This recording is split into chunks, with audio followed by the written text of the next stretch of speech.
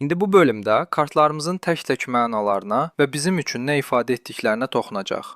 İndi ilk olaraq əsa tuzundan başlayırıq. Kartı əlimizə aldığımızda buludların içindən çıxan bir əl görürük və bu əlində yeni yaranmaqda olan bir əsa var, ya bir qamış var. Burada diqqət etməli olduğunuz açıq bir göyü görürsünüz. Arxada yenə aşağıda məhsuldar bir torpaq, ortasından bir çay keçir və uzaqlarda bir qala və dağlar var.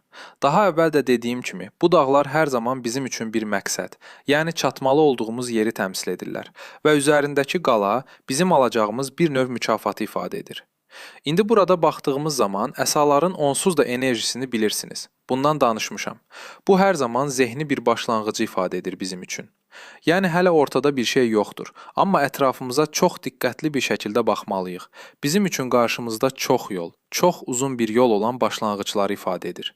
Bu daha çox yadda yaranan bir fikirdir. Yəni ortada əldə tutulan bir şey yoxdur və bu dövrdə çox ilham aldığınızı göstərən bir kartdır. Burada qarşınıza hər hansı bir fürsət çıxdıqda çox önəmsiz, çox kiçik görünüşü görünə bilər, amma qətiyyən bunun üzərinə düşməlisiniz. Bu kartın verə biləcəyi ən konkret məna budur. Maddi gerçəyə dönüşməmiş fikirlər deyirik burada. Əgər üzərində işləsəniz, çox daha yaxşısını əldə edə bilərsiniz. Karyera və iş fürsəti üçün də çox fərqli bir məna fərq etmir. Məna fərqi yoxdur.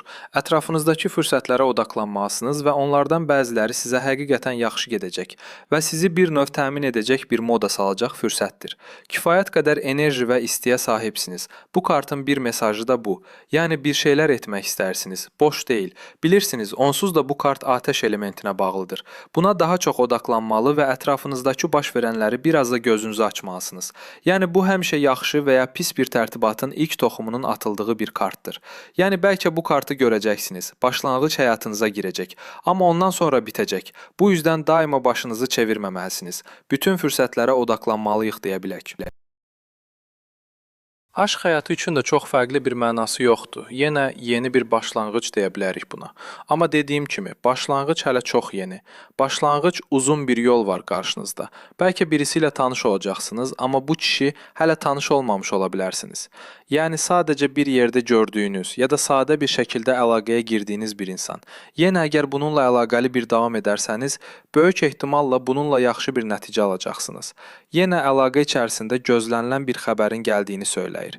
Yəni bir xəbər, gözlədiyiniz bir xəbər varsa, bir məsələ haqqında bir şeyə ehtiyacınız varsa, bu xəbəri yaxın zaman içərisində alacağınızı göstərir. Əlaqənin içərisində belə bir kart çıxırsa, yenə zehni mənada, yəni tam kafada əhəmiyyətli bir inkişafın ilk pilləsini təşkil edir. Yenə əlaqənizin içərisində bir şey olacaq, bir fikir ola bilər, qarşı tərəfdən gələ bilər, sizinlə də gələ bilər. Çox kiçik bir başlanğıc olacaq və bunun üzərinə getdiyiniz təqdirində əlaqənizdə fərqli bir mərhələ keçə biləcəksiniz. Amma təkrar-təkrar söyləyirəm, bu çox uzun bir sıra. Hələ dəyənəklərdəsiniz.